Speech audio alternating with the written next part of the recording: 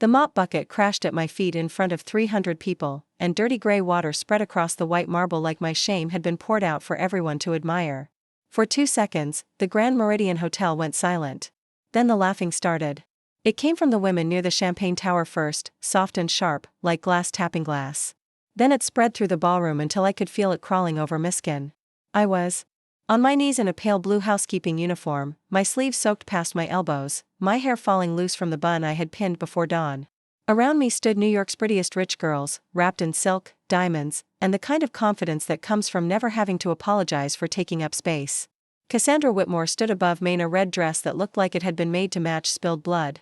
She tilted her champagne flute toward me and smiled. "Look at her," she said loudly enough for the whole room to hear. They said this hotel was 5-star, but apparently they're hiring people who can't even hold a mop. Her friends burst out laughing. One of them, a blonde named Blair, covered her mouth with a handful of rings. "Oh my God," Blair said. "Did she just flood the ballroom?" Cassandra's heel touched the edge of the bucket, the same bucket she had kicked seconds earlier when she stepped backward without even looking at me. But now she pointed at it like the accident had been mine. "You should clean faster," she said. "The investors from Dubai are arriving soon. Nobody wants to see this." I wanted to say she had kicked it. I wanted to stand up, point at her red-bottom heels, and tell everyone she had looked straight at me before knocking it over, but I knew how rooms like that worked. A woman like Cassandra could spill poison and be called elegant. A woman like me could breathe wrong and be called a problem. So I reached for the rag. "My name is Elena Cruz. I was 28, living in the Bronx with rent that ate half me paycheck and a heart that had learned to stay quiet because quiet people survived longer. For almost 3 years, I cleaned suites, scrubbed tubs, changed sheets, polished mirrors, and disappeared before guests had to remember workers had faces. The Grand Meridian sat on Park Avenue, all gold trim, black awnings, white orchids, and polished lies. Presidents slept there. Billionaires threw wedding parties there. Men who fired 10,000 employees in a morning smiled for charity pictures under crystal chandeliers at night. And people like me entered through the service door beside the dumpsters. I had been up since 4:30 that morning. I had taken the 2 train while the sky was still dark, carrying my black sneakers in a tote bag so they wouldn't get ruined in the rain. My Aunt Rosa had called before my shift to remind me that her electric bill was due, even though I hadn't lived with her in 5 years. "You still owe me," she said. "For what?" "For raising you when your mother died." She said it like love was a loan with interest. My mother died when I was 14. Breast cancer, late diagnosis, no savings, and Alan Lord who sent eviction notices while her body was still warm. My father had been gone before I learned how to spell his last name. Rosa took me in because the family shamed her into it, not because she wanted a skinny teenage girl sleeping in her living room. She used to tell me, "Girls like you don't get rescued, Elena. You work, you keep your head down, and you thank God nobody worse finds you." For years, I believed her. That afternoon, while I knelt on the marble with Cassandra Whitmore smiling above me, I heard my aunt's voice again. "Keep your head down." So I did. I pressed the rag into the spreading water and tried not to shake. A waiter stepped around me with a silver tray. The hotel manager, Mr. Harlan, stood near the ballroom doors with his jaw clenched, not because I had been humiliated, but because the humiliation had become visible. He hurried over only after Cassandra sighed dramatically. "Is there a reason she's still here?" she asked. Mr. Harlan looked at me the way people look at stains. "Elena," he said through his teeth, "move quickly." "I'm trying." "Don't talk back." My face burned. Cassandra leaned closer, her perfume thick and expensive. "I hope they take this out of your paycheck." I swallowed the words in my throat until they cut going down. When the marble was finally dry, I stood, gathered the bucket, and carried it toward the service hallway. The ballroom behind me glittered like nothing ugly had happened. Laughter returned. Champagne poured. A violinist began playing near the staircase. The world knew exactly how to keep moving after breaking someone. In the service hallway, I set the bucket down and leaned my back against the wall. My hands were trembling.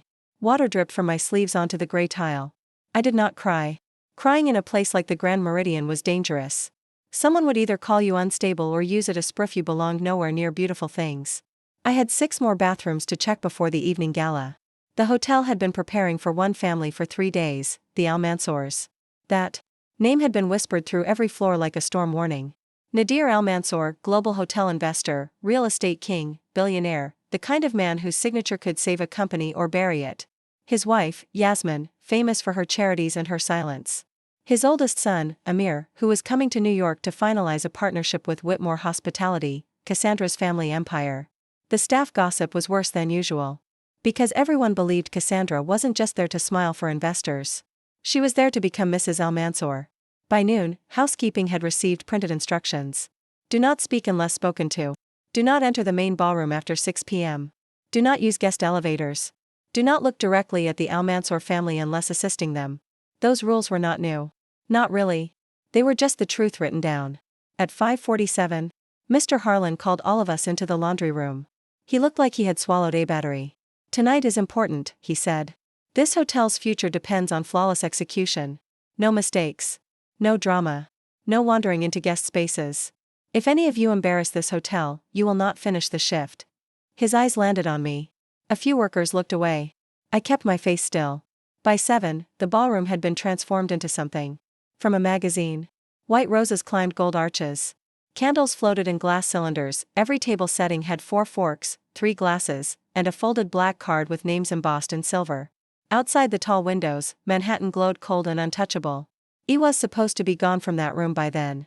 But one of the event assistants had spilled wax on the inside of a window ledge, and Mr. Harlan shoved a cleaning kit into me hands. Fast, he said. And stay invisible. I almost laughed. Invisible was what I had been practicing my whole life. I moved behind the curtains, knelt near the glass, and scraped wax with a dull plastic blade. My back ached. My palms smelled like lemon cleaner. I could hear the orchestra warming up. Voices floated in from the lobby, low and excited. Then the ballroom doors opened. I froze behind the curtain. Footsteps crossed the marble. Men's shoes. Women's heels. A soft rustle of fabric. I held my breath and stayed bent low, hoping whoever had entered would leave before anyone saw me. A man's voice spoke first, deep and controlled. The Whitmores are expecting a public announcement tonight. Another man answered. Younger. Calm, but edged with irritation. I know what they're expecting. Expectation is the point of business, Amir. I recognized the name and felt my stomach drop. Amir Almanzor. I should have slipped out immediately. Instead, my cleaning bottle slid from the ledge, hit my knee, and rolled out from behind the curtain. It bounced once across the marble. The room went silent. I closed my eyes. Then I stepped out. Nadir Almanzor stood near the center of the ballroom in a black tuxedo, silver hair perfectly combed, posture so straight he looked carved. Beside him stood Yasmin Almanzor in midnight blue, elegant without trying. And between them was Amir. He was not what I expected. Not soft. Not flashy. Not smiling like men smile when they know their last name opens doors. He was tall, dark-haired, dressed in a tuxedo that probably cost more than my rent for a year. But his eyes were tired in a way money couldn't polish. I bent quickly to pick up the bottle. I'm sorry, I said. I was told to clean the window ledge. I'll leave right now. Nadir did not answer. Yasmin looked at me, but not the way guests usually looked at staff. She looked like she was reading a page she recognized. Amir took one step forward. You were the woman in the ballroom earlier, he said. My throat tightened. I clean many rooms, sir. That wasn't what I meant. I could feel Mr. Harlan's warning pounding in my ears. Do not speak. Do not look directly. Stay invisible. So I lowered my gaze and backed away. Excuse me. I walked toward the service door, expecting someone to call me back. No one did, but just before I stepped into the hallway, I heard Yasmin's voice. Amir. Then his. She didn't spill that bucket. My hand stopped on the door. I did not turn around, but something inside me did. The next morning, my keycard failed at the locker room. It tapped. It again. Red light. Again. Red light. A security guard watched from the desk. Elena Cruz? Yes. Mr. Harlan wants to see you. His office smelled like coffee and leather. He did not invite me to sit. A beige file sat open on his desk, though there was nothing inside it but a blank form and his performance. There was a complaint, he said. About what? About you being in the ballroom after restricted hours. You sent me. There. I sent you to handle a minor issue discreetly. You were seen by VIP guests. Because they walked in early, I wanted to say. Because I was working. Because I exist. Instead, I said, I did my job. Mr. Harlan took off his glasses. Elena, I'm going to give you advice. A woman in your position should not attract attention from people in theaters. My skin went cold. What does that mean? It means certain guests felt uncomfortable with what happened last night. Because a man saw me cleaning? Because you created confusion. I stared at him. There it was again. That word people used when cruelty had a nice suit. Confusion. As if Cassandra humiliating me was confusion. As if Amir noticing it was confusion. As if my being human in a rich room had disrupted the natural order. I need you on service corridors only, he said. Bathrooms? Stairwells, loading area. No guest floors. No ballroom. That's a punishment. That's scheduling. I nodded because I needed my job more than I needed the satisfaction of calling him a liar. All day, I cleaned places guests pretended didn't exist. Basement toilets. Staff stairs. Back hallways that smelled like bleach and old steam. Around 5, Mr. Harlan found me near the linen carts. His face was red. Come with me. What happened? Just come. He brought me back to his office and shut the door. For the first time since I'd known him, he looked scared of someone who wasn't rich and blonde. The Almanzor family requested your presence at tonight's dinner. I thought I had heard wrong. My what? Your presence. I'm housekeeping. I told them that. Then why would they ask for me? His mouth twisted like the answer tasted bad. Mr. Amir. Almanzor specifically asked. The room seemed to tilt. No, he blinked. No? No, I'm not going into that ballroom like some joke. You don't have a choice. I don't have a choice. His eyes hardened. Then choose unemployment. I laughed once, short and bitter. He opened a garment bag hanging on the back of his door. Inside was a plain black dress. Not beautiful. Not ugly. Safe. A costume that said I was not staff, but not truly a guest either. You'll wear this, he said. You'll stand near the east column, you will not approach anyone unless spoken to. You will not embarrass the hotel. I looked at the dress. Then at him. Who am I supposed to be?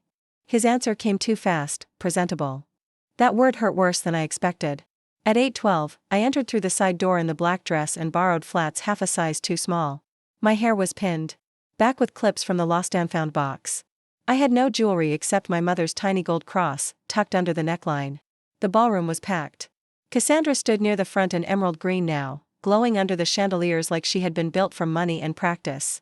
Her father, Richard Whitmore, laughed beside Nadir Almanzor, one hand on the billionaire's shoulder like they were already family. Blair and the other circled Cassandra, whispering. I found the east column and stood there with my hands clasped. A few guests looked at me, confused, then looked away. Good. Maybe I could survive the night as furniture. Then Amir entered.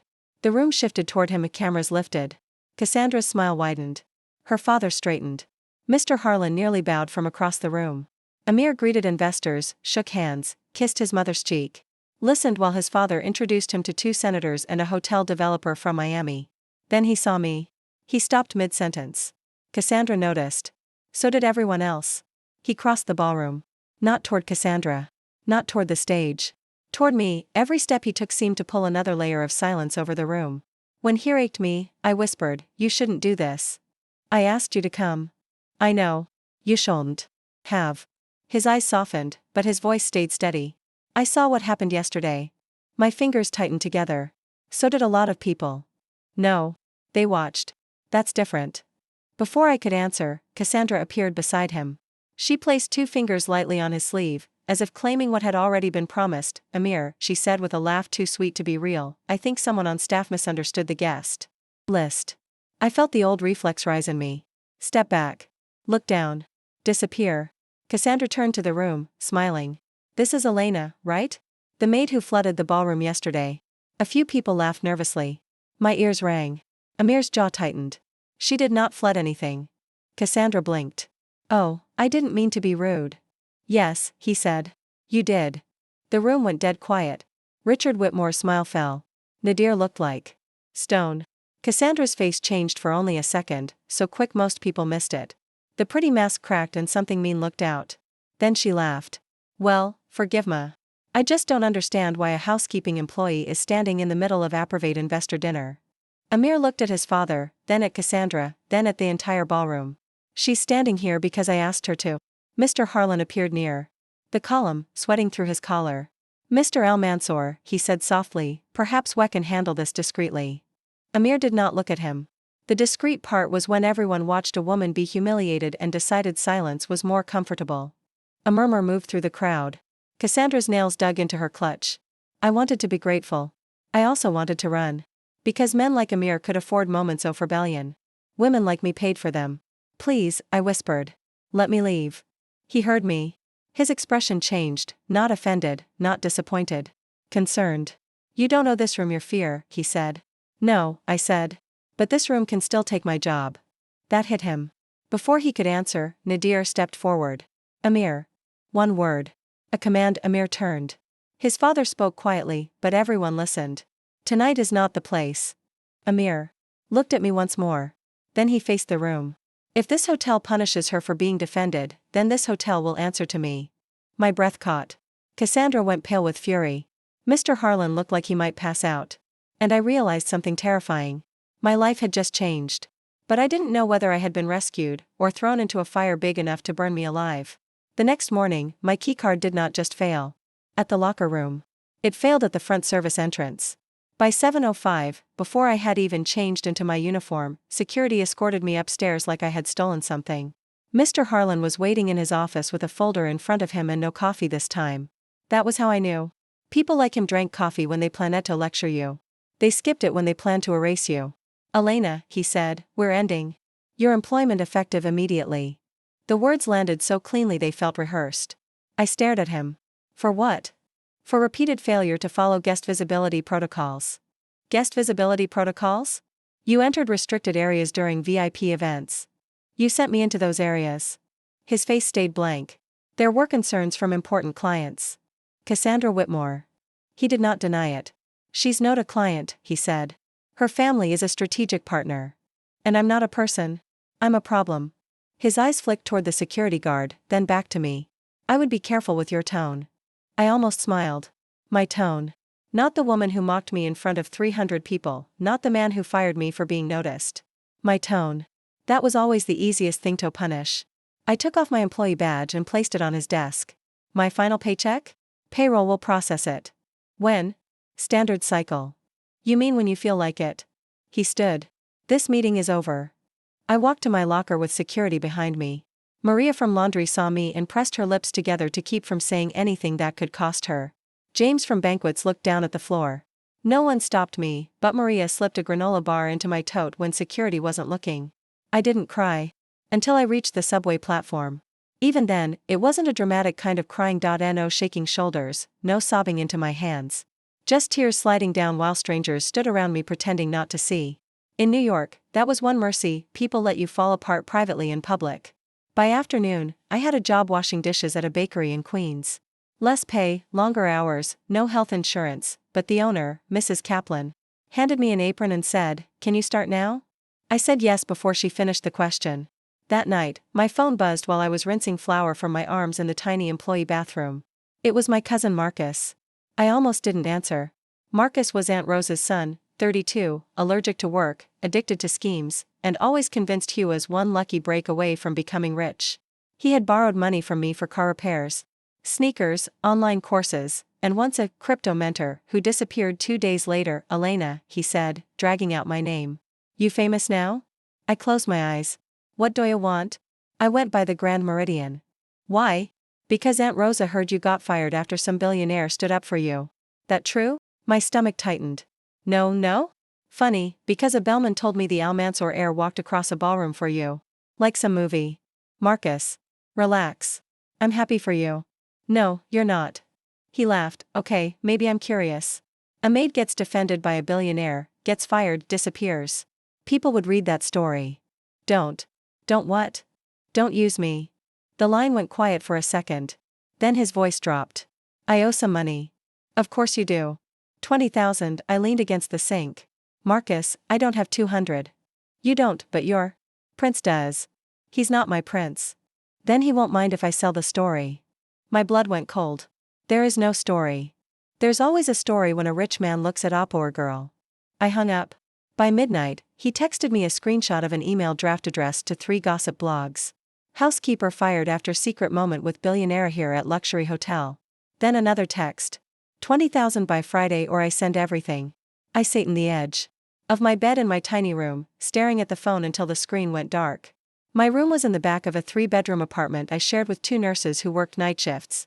The radiator hissed like it had secrets. The ceiling had a crack shaped like lightning.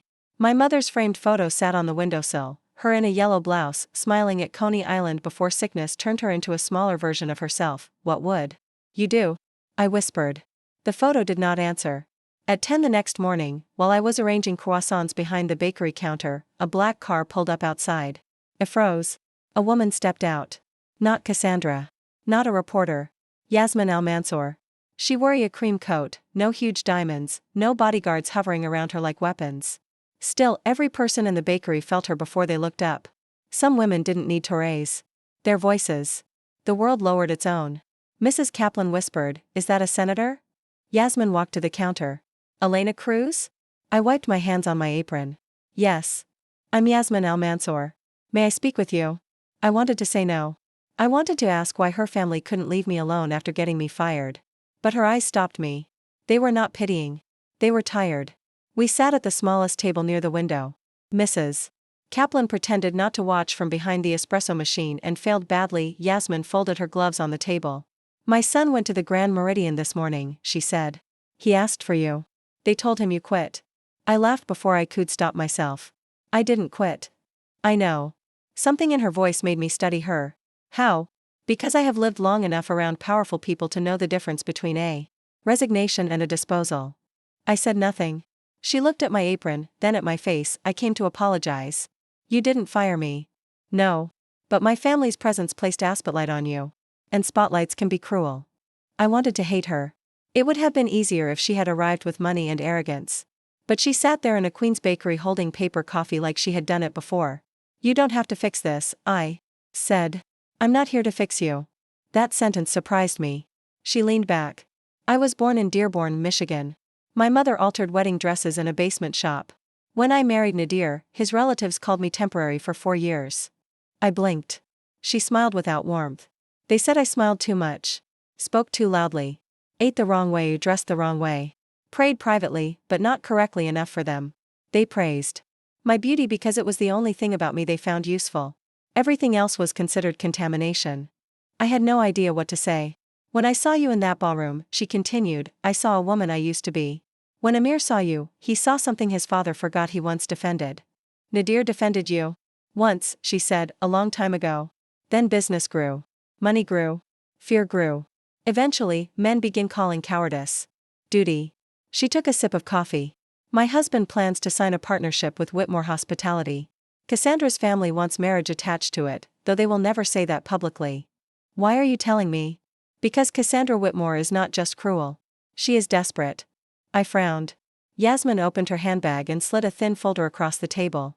Inside were copies of financial summaries, news clippings, court filings, and handwritten notes. I understood maybe half of it, but enough words jumped out. Default. Fraud inquiry. Inflated property valuations. Private loan. Asset freeze. I looked up. "The Whitmores are broke?" "Not broke. That would be simple. They are over-leveraged, dishonest, and using my husband's investment to keep their empire alive long enough to sell the illusion." "Does he know?" "He suspects. But Richard Whitmore offers access to 12 luxury properties and political relationships Nadir wants badly." "Then why not show him this?" "I have. He says evidence can be interpreted." I stared at her. "So what do you want from me?" "The truth." I almost laughed again. "That's all?" "No. The truth in the right room." The bakery seemed louder suddenly. Milk steaming. Chairs scraping. Someone laughing near the door. "I'm a dishwasher now," I said. "I don't belong in your rooms." Yasmin's eyes sharpened. "That is exactly what rooms like that train you to believe." I looked down at my hands. My nails were short, cracked from cleaner, flour under one cuticle. "My cousin is threatening to sell the story," I said. Yasmin did not flinch. "Then remove the price." "What?" "Extortion works when truth is hidden. If the truth walks through the front door, there is nothing left to sell." I shook my head. "I can't be part of some rich family war." "You already are. The only question is whether you enter as their victim or your own witness." Her words followed through the rest of my shift. By 5, Marcus texted again. "Last chance. I know people." I replied with 4 words. "Do what you want." Then I blocked him. At 7:30 that night, I stood outside the Grand Meridian in the best clothes I owned, a white blouse I had ironed twice, a black skirt, and shoes polished with a paper towel. I had considered lipstick, then decided against it. I didn't want armor that felt borrowed. Yasmin met me near the front entrance. Not the service door. The front. My body resisted it. My feet slowed. For almost 3 years, I had walked past that entrance with trash bags, supply carts, and lowered eyes. People like me did not pass through spinning glass doors. Under golden lights. Yasmin noticed. "Ready?" "No, good." False confidence, I asseverated. We entered together. The lobby smelled like lilies and money. 2 doormen recognized me. One looked away. The other stared like the marble itself had started speaking. Inside the ballroom, the closing dinner had already begun. The chandeliers were brighter than the night before. Press cameras lined the back. Investors filled the tables. Cassandra sat near the stage, wearing white this time, as if she had decided to dress like a bride before anyone asked. Amir saw me first. He stood halfway from his chair, and the relief on his face almost knocked the air out of me. I looked away. Not because I didn't feel it. Because I did. Nadir stood at the podium. Tonight, he said, marks the beginning of a historic alliance between Al Mansour Global and Whitmore Hospitality. Applause rose. Richard Whitmore beamed. Cassandra's smile widened. Then Yasmin walked forward. She did not hurry. That made it worse for everyone watching. Nadir, she said. The microphone caught her voice. The applause died. He looked irritated. Yasmin, not now. Especially now. A murmur spread through the room. She turned to the press. Before my husband attaches our family name to Whitmore Hospitality, I believe the guests deserve clarity. Richard stepped forward. Yasmin, surely this can be handled privately. She looked at him. That is what men say when public lies become profitable. Then she lifted the folder. The next 10 minutes felt unreal. She showed loan documents. Hidden liens. Emails suggesting Whitmore executives had inflated revenue projections. A lawsuit from a contractor who had never been paid. A pending investigation into a Florida property fund. Richard's smile died piece by piece. Cassandra stood. "This disgusting," she said. "You're attacking my family because your son embarrassed himself over a maid." The word hit the room like a thrown knife. Maid. There it was, the truth of what she thought I was. Not a job. Not a person. A lower species. Amir moved toward me, but I lifted my hand slightly. Not yet. Nadir took the documents from Yasmin. He read quickly, his face hardening. "Richard," he said, "is this accurate?" Richard opened his mouth. Nothing came out. That was answer enough. Nadir stepped back from the podium. Al Mansour Global will not proceed with the Whitmore partnership. The room erupted. Reporters shouted questions. Investors pushed back chairs. Cassandra looked like someone had slapped her in front of God. It should have felt like victory.it almost. Then Cassandra smiled. Not big. Not bright. Small. Cruel. She looked directly at me. "You really thought you were the twist?" My stomach dropped. She lifted her hand, and 2 security guards entered through the side door. Behind them came Mr. Harlan. And behind him, Marcus. My cousin. My blood turned to ice. Cassandra's voice rang across the room. "Since we're exposing truth tonight, maybe we should discuss the missing diamond bracelet from my suite." I couldn't breathe. Mr. Harlan held up a clear plastic evidence bag. Inside was a diamond bracelet. I authorized a search of former employee Elena Cruz's locker after Ms. Whitmore reported the item missing, he said. "We recovered this from her personal tote." "That's a lie," I said. But my voice sounded small under the chandeliers. Cassandra's eyes gleamed. "Is it? Because your cousin told us. You were desperate. Angry. Fired. Looking for revenge." Marcus would not look at me. Aunt Rosa walked in next, wearing a black church dress and the same disappointed expression she had used on me since I was 14. "I warned people," she said loudly, "that girl always had pride. Pride makes poor people steal." For a second, the room disappeared. It was not Cassandra who hurt most. It was Rosa. The woman who had Madame sleep on a couch and then called it motherhood. The woman who had counted every plate of food I ate. The woman who taught me to expect nothing, then hated me for wanting more. She stood there selling my name for whatever Cassandra had promised her. Amir reached me. "Elena. I didn't take it." "I know. But knowing wasn't enough." Security stepped closer. Nadir looked between me, the bracelet, Marcus, and the cameras. I saw the calculation in his eyes. Not because he believed I stole it. Because scandal had entered the room, and men like him feared scandal more than sin. Cassandra knew it too. She turned to Amir. "Still want to defend her?" Then, in front of reporters, investors, my former boss, my aunt, my cousin, and the man who had almost changed my life, she said the words that dragged me back onto that marble floor. "Some women don't belong at the front door. No matter who invites them." Security took my arm.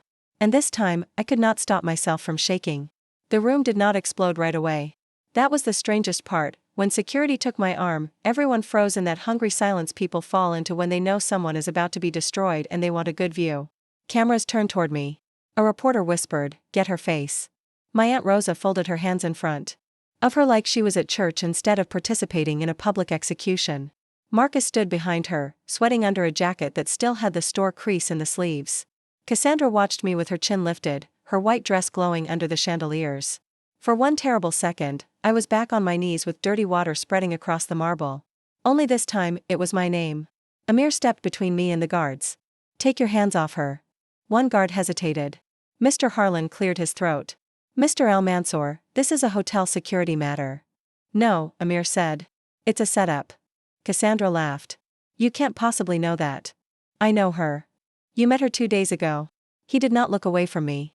"Some people tell you who they are in 2 minutes, others lie for 20 years. That sentence hit Nadir harder than Cassandra. His eyes moved to Yasmin. For a moment, I saw something shift between them, something older than business, older than this ballroom. Memory, maybe. Guilt. But Cassandra was not finished. "Search her bag again," she said. "Maybe she stole more." My breath came fast. "Enough," Yasmin said. Her voice was not loud. It did not need to be.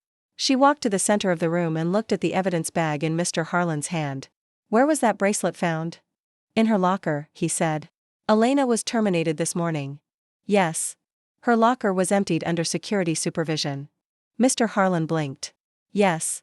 So you are saying a former employee returned to a hotel where she was publicly humiliated, somehow accessed a cleared locker she no longer had a keycard for, and hid a stolen bracelet inside a tote bag that security already watched her remove?"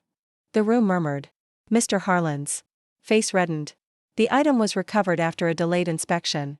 "Convenient." Cassandra snapped. "Are you accusing the hotel of lying?" Yasmin turned her head. "I haven't even started." Then she raised 2 fingers. A man I had not noticed before stepped forward from the side of the room. He wore a dark suit, carried a tablet, and had the calm expression of someone who had been waiting for permission. "This is Daniel Reyes," Yasmin said. "Former federal investigator. He now handles security audits for my foundation." Foundation. Not family. That word mattered. Daniel connected his tableau to the ballroom screen. Cassandra's face changed. Only for a second. But I saw it. "Saw it, Amir." Daniel spoke into a handheld microphone. "At Mrs. Al-Mansour's request, were viewed publicly accessible lobby cameras, hotel hallway cameras, and exterior surveillance from neighboring businesses after Ms. Cruz was terminated.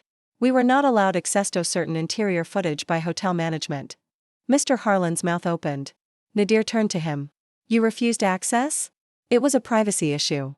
Daniel tapped the screen. A video appeared. The ballroom from the night of the spill. There I was, pushing the mop bucket carefully near the champagne tower. Cassandra stepped back, paused. Looked. Down. Then nudged the bucket with her heel. Not accidentally. Not dramatically. Just enough. The bucket tipped. Water spilled. I dropped to my knees. The room watched Cassandra create the humiliation she had blamed me for. No one laughed now. My throat closed. Not because they finally knew. Because I realized how badly I had needed Pro to be believed. The video stopped on Cassandra's smile. Yasmin looked at her. "Would you like to explain?" Cassandra's lips parted. Blair stepped away from her as if cruelty was contagious only after evidence. "That doesn't prove anything about the bracelet," Cassandra said, but her voice had lost its polish. Daniel nodded. "You're right. So let's continue." The screen changed. Service corridor camera. Earlier that evening, Marcus appeared near the staff lockers. My cousin. He wore a delivery jacket and carried a brown paper bag. Mr. Harlan stood beside him, looking around before opening the locker room door with his MasterCard. My hand flew to my mouth. Marcus entered. The timestamp burned in the corner. 6:14 p.m. The same time I had been at the bakery, still wearing my apron. The video skipped forward. Marcus came out without the bag. The ballroom began to buzz. Cassandra turned on Mr. Harlan. "You said there were no cameras there." The microphone picked it up. Every reporter heard. The room fell into a sharper silence. Daniel paused the video. "That statement was recorded," he said. Cassandra's face drained. Amir moved closer to me. Not in front of me this time. Beside me. Daniel opened another file. Audio. Marcus's voice filled the ballroom, shaky and greedy. 20,000 isn't enough if I'm putting it in her locker. Cassandra's voice answered, "Then make it 35,000. But if she talks, I want her gone before Amir does something stupid." Marcus. Cassandra. Proof. My knees almost gave out. Aunt Rosa grabbed Marcus's sleeve. "You idiot," she hissed. He yanked away. "You told me to take the money." Gasps rippled through the room. Rosa realized too late that she had been standing near a camera crew. I turned toward her. For years, I had imagined what I would say if I ever had power in front of her. I thought I would scream.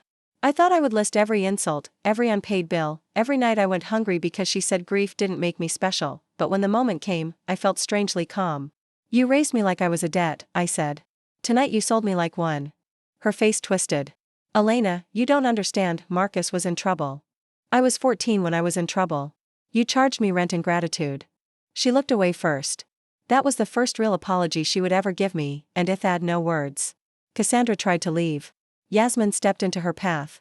No, Cassandra laughed, wild now. You can't keep me here. I wouldn't dream of it. But you will hear this. Yasmin turned toward the guests. Cassandra Whitmore wanted Elena Cruz framed because my son refused to be managed like a business asset. Richard Whitmore wanted our money to hide his failing company. This hotel fired a worker for being defended, then helped plant evidence to justify it. Mr. Harlan whispered, that's not fair. Nadir looked at him. A cold, final look. You ended her employment because wealthy guests were uncomfortable with her dignity. Mr. Harlan swallowed. Nadir continued, you allowed a private citizen into your staff area to plant jewelry. You lied to my family. You lied to this room. And you did all of it inside a hotel asking me for investment. He turned to the press. Almansor Global is withdrawing from all negotiations involving Whitmore Hospitality and the Grand Meridian Hotel. Richard Whitmore staggered like the sentence had physical weight. Nadir, we can resolve this. No, Nadir said. You resolved it when you built a business on fraud and asked me to cowlit partnership. Then he looked at me. Not over me. At me. For the first time, Nadir Almansor looked less like a statue and more like a man who had found himself standing on the wrong side of his own history. He walked toward me slowly. I braced for another speech, instead, he held out his hand. I owe you an apology, Ms. Cruz. The whole room seemed to inhale. I should have listened when my son told me what he saw, he said. I should have listened when my wife told me what she knew. I should have remembered that a person's worth is not measured by which door they are told to use. I looked at his hand. The Nat Yasmin. She gave the smallest nod. I took it. His grip was warm. I was wrong, he said. Those 3 words did something no revenge could do. They did not erase what happened. But they put the shame back where it belonged. Cassandra stood near the stage, shaking with fury. You think this makes her one of you, she said. She's still nobody. Amir turned. No, he said. She was nobody to you. That was your blindness, not her identity. Cassandra's eyes filled with tears, but they were angry tears, not sorry ones. You're ruining my life over a maid. I stepped forward before Amir could answer. I cleaned your rooms, I said. I picked your hair out of drains. Evai put compagnie. Off floors after you wasted more in one night than I made in a month. I carried your luggage when you couldn't be bothered to say thank you. If that makes me a maid, fine, but you should know something. I looked around the ballroom. At investors. At cameras. At workers frozen near the walls. At least when I clean a mess, I don't blame someone else for making it. The room erupted. Not wild cheering like a movie real life is. Messier. Some people clapped. Some whispered. Some recorded. Some looked ashamed because they had laughed before the proof arrived. That was enough. Police were called, though Cassandra was not dragged out in handcuffs like a cartoon villain. Rich people rarely fall that fast. But statements were taken. Documents were seized. By morning, every business outlet in the city had a version of the story. Whitmore DL collapses. After gala frame-up scandal. Hotel worker fired, then framed during billionaire investor dinner. Al Mansour family pulls out of Grand Meridian negotiations. My name was everywhere. I hated that part. People sent messages pretending they had always respected me. Former coworkers texted heart emojis. Reporters waited outside the bakery. Marcus called from a number I didn't recognize 17 times. Aunt Rosa left a voicemail crying. About family. I deleted it. Family was not a word people got to use only when consequences arrived. The weeks after the gala were not romantic or easy. That matters. Because people love to imagine that once a rich man defends you, your life becomes soft. Mine became louder. Some people said I had planned it. Some said I was sleeping with Amir. Some said Yasmin had used me to attack Cassandra. Some said I should be grateful for the attention. Others asked why I didn't smile more in interviews, as if public humiliation came with a customer service requirement. Amir did not hide. That mattered too. He came to the bakery once, not with cameras, not with flowers big enough to make strangers clap, but with 2 coffees and a tired smile. Mrs. Kaplan nearly dropped a tray of muffins. You're going to scare away customers, I told him. He looked around at the line forming outside. I think I'm helping. You're not as funny as you think. No. But I'm more persistent. I didn't let him sweep me into anything. Not dates on rooftops. Not designer dresses. Not apartments with views. I had spent too long being treated like an object to become a better dressed one. He understood, or tried to. Yasmin understood better. She invited me to lunch 2 weeks later at a small Lebanese place. In Brooklyn, not a palace, not a hotel. Over lentil soup and flatbread, she asked what I wanted. I gave the answer poor women give when the question feels unsafe. I'm fine. She put down her spoon. I didn't ask what you can survive. I asked what you want. No one had asked me that in years. The answer came out slowly. I want people like me to have somewhere to go when rich people decide they're disposable. Yasmin smiled. Then let's build that. The idea became real faster than I expected and slower than I wanted. We called it Front Door. A legal aid and education fund for hotel workers, nannies, cleaners, kitchen staff, caregivers, and anyone else who spent their life making wealthy spaces livable while being treated like furniture. Yasmin funded the beginning. Nadir, to his credit, matched it privately and did not ask for his name on the building. Amir helped me hire attorneys, but I insisted on interviewing them myself. I enrolled in hospitality management classes at night because I refused to become the face of a foundation without understanding the system from both sides. The Grand Meridian settled my wrongful termination claim. Mr. Harlan resigned before he could be fired publicly. Cassandra's family empire did not vanish overnight, but lenders circled. Richard Whitmore stepped down from 2 boards. Cassandra disappeared to Palm Beach for a while, which rich people call healing when anyone else would call it hiding. Marcus took a plea deal after admitting he planted the bracelet. He sent me a letter. I didn't open it for 3 months. When I finally did, it said, "I'm sorry." I was desperate. I folded it back up. Desperate was stealing bread. Desperate was sleeping in a train. Because you had nowhere warm. Desperate was choosing between medicine and rent. While the had been was willing. A year later, I returned to the Grand Meridian. Not through the service entrance. Not in a borrowed black dress. I walked through the front doors in a navy suit I bought myself, carrying notes for the first front door scholarship ceremony. We had rented the same ballroom where Cassandra had kicked the bucket, where security had grabbed my arm, where proof had dragged the truth into the light. The marble floor was polished so bright I could see the chandeliers reflected in it. For a second, I stopped. I heard the old laughter. I felt wet sleeves against my arms. Then a woman behind me whispered, "Miss Cruz?" I turned. She was maybe 50, wearing a housekeeping uniform from another hotel. Beside her stood her daughter, who looked 19 and terrified in a thrifted blazer. "My mom got the scholarship," the daughter said. The woman held the certificate folder to her chest. "I almost didn't apply," she said. "I didn't think people like us got picked." People like us. I knew that prison. I smiled at her. We do now. That night, 40 women received grants for legal training, hospitality courses, nursing certifications, small business licenses, English classes, and community college tuition. Some cried. Some laughed. Some walked across the stage saucefly. You could tell they were afraid someone would change their mind and take the moment back. No one did. Yasmin sat in the second row. Nadir sat beside her, quiet, hands folded. Amir sat in the back because he knew I hated when people made my work about him. During my speech, I looked at the workers lining the walls. The servers. The cleaners. The dishwashers. The people every rich event needs and no rich event thanks. You said to think dignity was something you had to protect quietly, I said. I thought if I worked hard, stayed polite, and never caused trouble, people would have no reason to hurt me. But I learned something in this room. I paused. Some people don't hurt you because you did something wrong. They hurt you because your silence makes them feel powerful. The ballroom was still. So let me say this clearly. A job title is not a human ranking. The person cleaning the floor is not beneath the person walking on it. The woman carrying the tray is not worth less than the woman holding the champagne. And Noon should have to be defended by a billionaire before the world agrees she deserves basic respect. Applause rose slowly, then fully. Not for glamour. For recognition. After the ceremony, the new general manager approached me. He was younger than Harlan, nervous, and smart enough to be nervous. "Miss Cruz," he said, "on behalf of the Grand Meridian, I want to apologize again." I looked at him.